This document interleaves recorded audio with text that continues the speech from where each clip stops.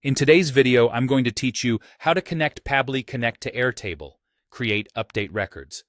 We're going to build a simple, reliable automation that sends data into Airtable whenever your chosen trigger fires, and will cover both creating new records and updating existing ones. Let's start at the very beginning.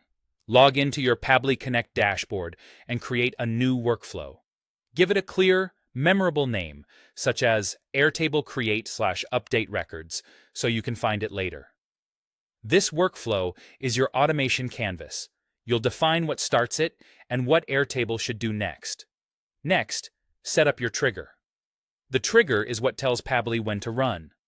You might use a new form submission from a tool like Typeform or Google Forms, a new or updated row in Google Sheets, a webhook from another system, or a new CRM entry. Choose the app that will send the data, select the specific trigger event, connect your account, and run a test to capture a sample. Pulling a sample is crucial. It lets you see real field values so your Airtable mapping is accurate later. Now it's time to connect Airtable. Add a new action step and select Airtable as the action app.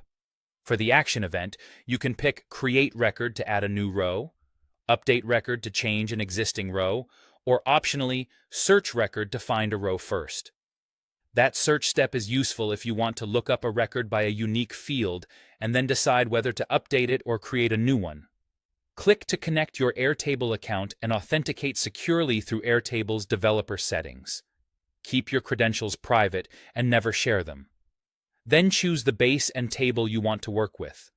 If you're creating records, select Airtable. Create Record, confirm the base and table, and map each field from your trigger to the matching Airtable fields. Make sure types align, for example, dates to date fields and emails to text fields. Save and test.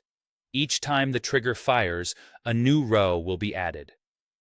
If you're updating records, choose Update Record. You'll need the record identifier.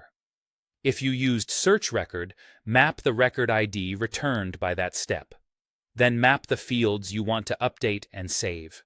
Finally, test and activate your workflow. Click Save and Send.